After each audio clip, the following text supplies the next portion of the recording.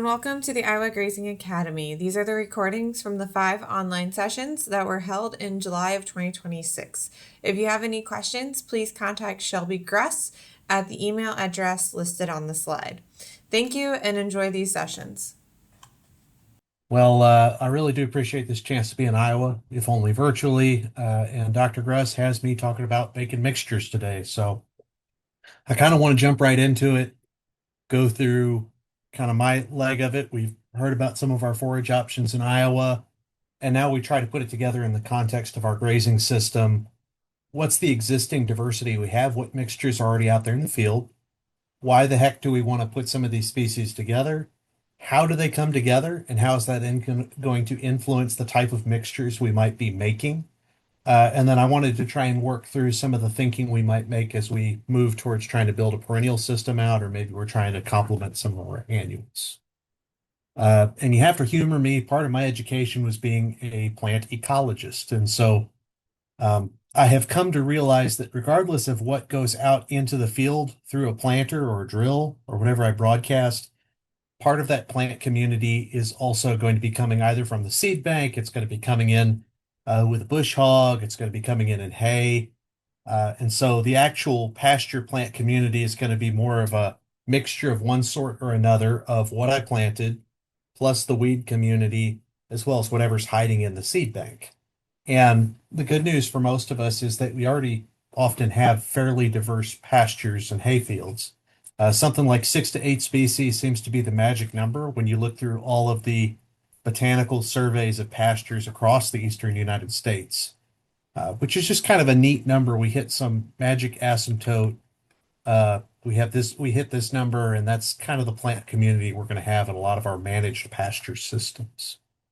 And I wanted to kind of give a little bit of my intellectual pedigree and how I got into this diversity question, because it's not a fairly new topic to suggest that in pastures and grazing systems, we need to have a mixture as opposed to just planting and maintaining a single stand. Darwin goes back to the 1860s doing some experiments and reports if I mix 2 to 3 species together, I grow more forage than if I just plant one thing. My family tree goes through a guy called Matt Sanderson who said, we're observing the same thing. This 6 to 8 species number seems to be fairly steady of what shows up in the plant community. How many should we plant to get to this magic number? Then there's this guy, Ben Tracy, used to be affiliated with the on the other side of the river in Illinois, did some biodiversity work about how do we put mixtures into our grazing systems and where do we get the most bang for our buck, putting out more diversity. Kind of backed off and said, here's how we make some simpler mixtures work. And where I come into the picture is trying to figure out what are systems where we need to make a more complex mixture to fit a certain special case, or how do we use that mixture to do more than just feed cattle and livestock in general? And so this has kind of led to this question about what are the benefits either in the production system or in the landscape in general. And I wanted to highlight some of these to get you thinking about why the heck might I consider a mixture. And the first one, and this is kind of the one that most of us think about, is if we have more forages available across the calendar year, we're probably going to have more even forage production. It's the most exciting part of my job is that forage supply can vary wildly over the calendar year, like those figures we saw earlier. But animal demand could be fairly constant in comparison. And so I've got to figure out how to make sure that the pantry and the plate line up despite drought, heat, cold, flooding, etc. And when we add more species onto the operation, we're more likely to even out our production over time. And I wanted to highlight this example of a summer annual cover crop rotation system that's been done up in Iowa as one of those ways that having a fairly diverse system works to even things out. Another benefit, and I thought some horse manure from an organic project would be appropriate. If we add those legumes that we were talking about earlier, we can deal with nitrogen fixation. But with legumes and some of our non-legume forbs, we can also see the benefits of moving things like P and K up from different layers of the soil profile. And so we're trying to be more efficient both with fertilizers and the existing soil fertility by adding different plants that can use those nutrients to different depths or can capture them more effectively than other plants. Here's my picture, and this is why I asked my native grass question. I'm standing out in a native warm season grass field, one of those warm season perennials, because if we have more of these different species, we're more likely to have things that can handle some of those adverse conditions. And so we have sat on the D3, D4 line in a lot of Arkansas, and this has been one of our driest falls on record. And so this project, we were using some of these warm season grasses because they're more efficient water to try and work through a fall forage gap that we have just by the nature of our climate. We stay a lot hotter, a lot longer, and we get a little bit drier. So it's really hard for us to grow anything fairly well. But these native grasses have deep enough roots where, similar to those nutrients, they're getting enough water to continue their processes. The other thing that I wanted to mention is we're not just dealing with trying to make sure that the quantity stays fairly level over the calendar year, but having some of these mixtures can improve the nutritive value or the quality for our animals over the calendar year. And I pulled this example from a study, I believe, out of Michigan, comparing a brassica mixture and a grass legume brassica mixture to try and maintain quality in the fall period.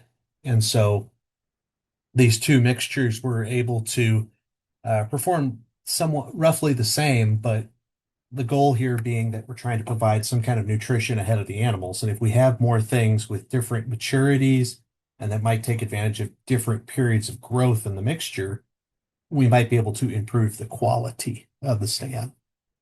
And finally, this is where a lot of my doctoral work focused.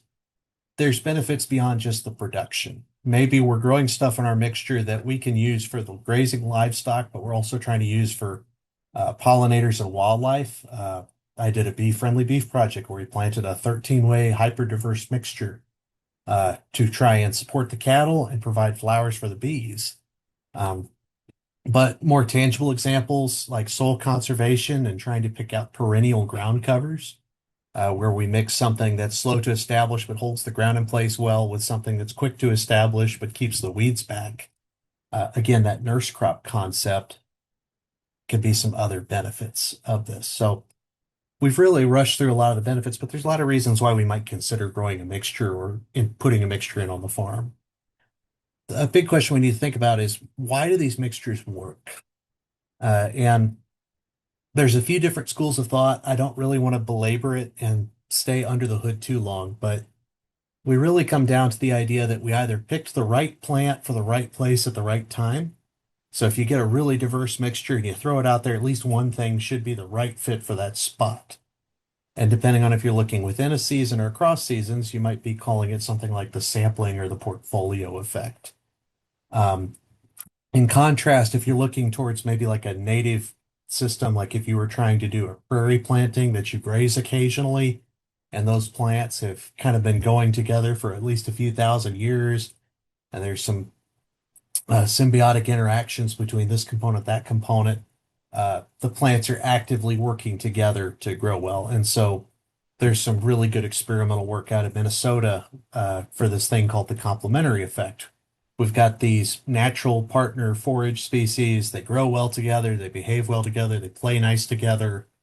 And so you're seeing benefits because you've put the right team together, as opposed to picking the right things in the right spots.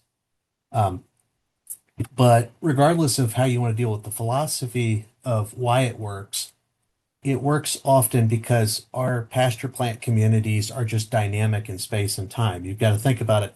Animals are taking bites here, they're defecating here, they're urinating there. We scalped over here with the bush hog. We cut a little too high over here. We didn't bother to get to this part of the grazing rotation.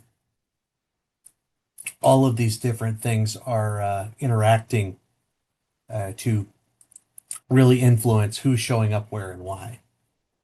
And that's going to also influence how we think about our, don't tell me that I lost my control here. There we go. That's also going to influence how complex or how simple our mixture might need to be. And so there's two big schools of thought. If you're an intensive grazing manager or you're running your forage system fairly hard, I would suggest that you think about developing mixtures and think about the farm as whatever I plant or whatever I manage for will become part of that stand. And this community assembly question is just a fancy way of saying, what will I have in the field if I do this or do that? And so if you're a very active manager and you're planting things and you have these really tight grazing rotations, and you've got these seasonal plans of forage use, you're probably in a lot more control about what's out there than if, let's say, you're trying to complement a permanent pasture that's mainly Kentucky bluegrass and a lot of weeds, and whatever we're adding to that pasture is going to go up against everything that's already there. And so it's kind of whatever shows up sticks around in the stand. Uh, we're probably not going to get as much return economically or agronomically from trying to manipulate that stand as much as if we really take an active role. And so you have a little bit more license to come up with more aggressive mixtures if you are willing to apply more management to those mixtures. In terms of a thought process, and I just wanted to put some general guidelines out there for you to consider. What are we doing for this mixture in this field? What is it supposed to do? Because our intent is really going to guide what we might put together, our purpose. Maybe we're thinking about when we're going to graze this. We need to think about the opportunities and the limitations. And so if we're trying to grow brassicas for some fall grazing, we've got a drop dead date that this is going to turn to mush because it's either going to winter kill or it's going to frost freeze and then turn to mush. And we need to work backwards and say, if it's going to do it by this point, we need to utilize it by this point, which needs to be grown by this point. And so we're almost kind of working backward from these targeted grazing events in some cases. In other cases, we're trying to figure out, is this site good enough to handle something like alfalfa? Are we able to kick it out of the rotation to let that bird's foot trefoil naturally reseed? Just those special considerations. And then how are we going to put it in the ground? And in the long run, how are we going to manage that field? Because if we're going to put out a perennial mixture and our management is eventually going to shift it towards a few select things, it might not make sense to invest in some of the species in that mixture if they're not going to serve a long-term purpose and they're not going to stick around long enough to change how we make management decisions. I'll kind of breeze through this because we've talked a lot about the ingredients for a potential mixture, and the fancy terminology you might hear me say for it is functional groups, which is just, is it a warm season, a cool season, annual or perennial, grass, legume, broadleaf, forb. And if you put that together, you make a whole bunch of different groups and a whole bunch of different options to put a mixture together with. The general suggestions, and I'm pulling these directly from in-state guidelines, is to consider a few functional groups. General base is going to be a grass legume mixture. And then if we're looking more in the cover crop space, when we're thinking about some of those brassicas or chicory, we might even add forbs. And we talk about 2 to 3 species as a mixture for a hayfield, 4 to 5 species for a pasture. And this might lead to a natural question when you're dealing with a seed vendor. Why so simple for a hayfield? Why more complex for a pasture? And the answer is that grazing is a process. Haying is an event. And so I put this example. These are where my 2 heifers were last week. You got to forgive me, they are grazing my backyard because we're on a little bit of a small acreage here in the Little Rock area. But when you send a cow out to graze, she is only biting and feeding in a certain area. She moves around independently. She doesn't start at one corner and work to the other end and back again like a mower. And she's being somewhat selective about what she will and she won't eat. We were talking earlier about fescue, not really going into the animal unless they've exhausted everything else. Animals can be fairly finicky compared to a mower.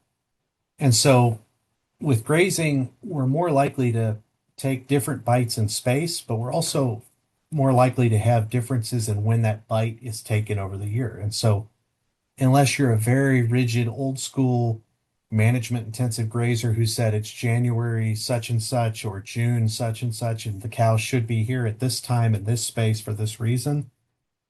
Most of us are not going to be in the same spot at the same time year over year over year.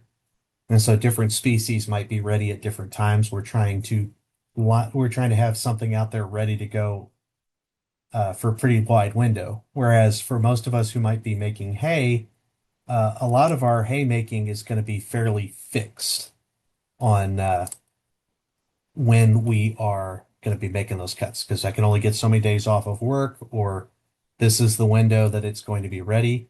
And so we need to have species that are going to be ready at this time window. We're really targeting a smaller date than we might be if we're going grazing.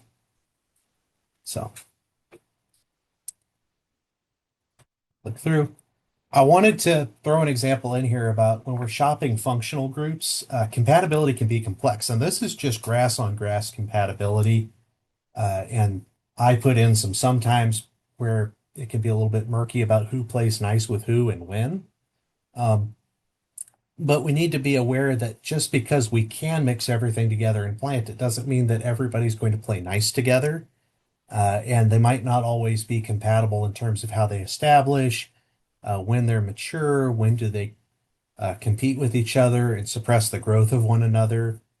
And I'm happy to get more into that in the Q&A section on some of these species. But as we move into a lot of these general forage system considerations, I put a few examples here about things we might consider as we're putting together a mixture. And herbicide residuals is one that we occasionally run into down here at Arkansas, where some of our smaller seeded forage species just are not going to grow through some of our row crop chemistry when we're making plantings. And so we've had a few farm visits where somebody planted a really neat diverse mixture, only a few things came up. And we had some challenges with some herbicide residuals that we were trying to grow through, quotation marks, and we just didn't get there. Other things that come to mind is if we're trying to stretch the lifespan of something, such as overseeding alfalfa, maybe we're starting over, maybe we're trying to add a missing component to create a mixture in the field rather than in the seed bag. Or maybe we're trying to fit in an integrated crop livestock system. And so depending on that, maybe some things need to be in the mix, some things might need to sit this one out. And I know that we're going to have a session coming up about some of these risks that come with diversity, but as you increase the number of species, you're more likely to pick something that will have something to be managed around. We've talked a little bit about fescue with some of those summer annual grasses, like sorghum sudan grass, pearl millet, we might deal with nitrates. And then you have one of the world experts when it comes to hydrocyanic or prussic acid poisoning in the state. So some of these things just happen as we get some of these more diverse mixtures. We incorporate things that might not be popular. And then if you incorporate a legume, most of our legumes are going to increase your potential risk for bloat. So I wanted to take some time, talk through some of these considerations with a perennial mixture. And if you're talking about simultaneous seeding, maybe we are adding some diversity that's deliberately going to go out of the stand. Like if we do oats to help establish alfalfa, or if we're trying to use a perennial ryegrass, bluegrass mixture, or growing up, we did a lot of Timothy orchard grass mixtures for the commercial hay market so we could get the quantity and we'd get the Timothy seed heads to get them to buy the hay. But if we're planting something together, we need to be aware of stuff that may stick in or drop out of the mixture. On the other hand, if we're doing something like trying to add grass to legume or legume into grass, we might be dealing with a staggered assembly. And so maybe our mixture is not in the bag, but once we go out in the field, we're trying to add this into that. And what I'll say is that for a lot of our good grass managers, it can be really hard to add that diversity in, add clover in, or maintain that diversity in time. In terms of pivoting to annual mixtures, because this is where most of the questions on mixtures and diversity comes from. A lot of our annual mixtures are going to be something that complements knocking out something perennial or working into an integrated crop livestock system. And Generally, we want to we're open to having a little bit more diversity than we might in a perennial system.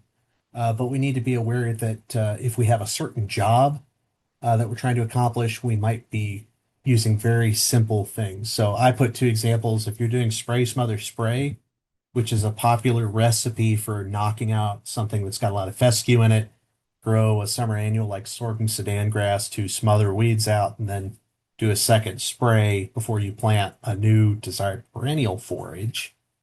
We probably don't want to put a whole bunch of stuff that might be slow to establish or might allow weed encroachment. Or if we're trying to live with our fescue stand, we might add some kind of summer annual like crabgrass, or we might add a legume like a annual Lespedeza as a popular example in Missouri and to the south for complementing a fescue stand. Something to also think about is not everything plays nice together if it's all planted in the same row space, but maybe it's something where within the same field we can plant strips of this and that. And it's one of my favorite stories of where I was proven wrong and I learned something valuable from it was a colleague of mine at the ARS was able to make a sorghum sudan cowpea mixture play well by maintaining the same seeding rates. I think it was a 50-pound cowpea and 30-pound of sorghum sudan grass. And she planted alternating 5-foot strips in a field, and that overall mixture was grazed perpendicular to the planting strips. And so don't feel like everything needs to be in the same hopper going into the same spot. It can all be in the same field. It might just be spread out in different spaces. Now, Dr. Gress asked me to anticipate uh, why not planting a high diversity mixture. And this first question about how complex of a mixture is going to create how diverse of a plant stand. Uh, it's a great question because when you're not looking for it, you're going to see the result.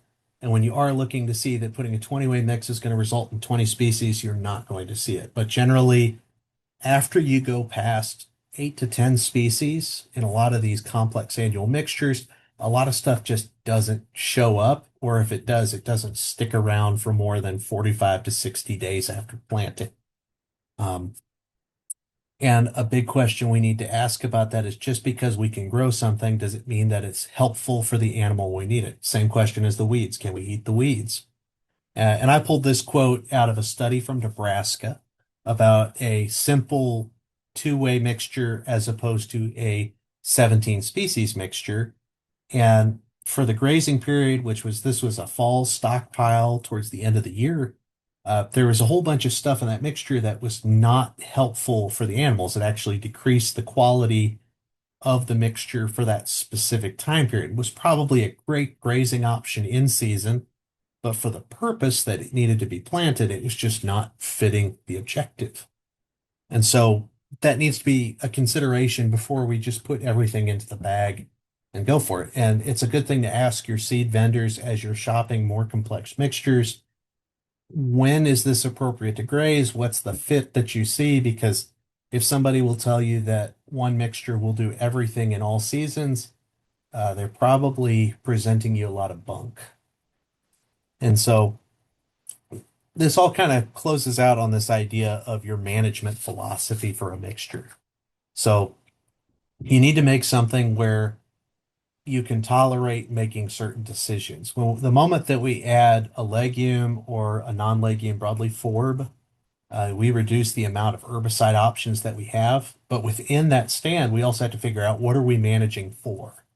And these are the two real philosophies you see across the eastern United States. Most states will tell you to manage for the dominant species in the stand. So if we went into a field and let's say there's some fescue, there's some orchard grass, and there's timothy in a corner, but it's mainly fescue, they would tell you treat it like a fescue field, manage towards the fescue field.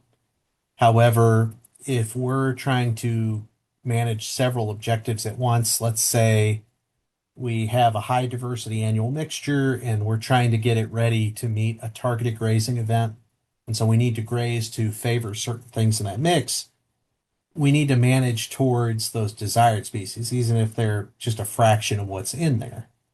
And this can be kind of challenging because we have to knock out the things that are doing well in the stand to make that happen. And so as we're designing a mixture, we want to pick things that play well together, but we also want to mix things together that are going to fulfill when we need to graze it, what we're willing to manage towards, and overall fit the field and the conditions that we're putting it into. So it's just really important to keep that top of mind as we go. In terms of the big take home that I want to give you, you need to make a mixture that fits the goals and the needs. And you need to identify why you're identifying the mixture and what components make the most sense.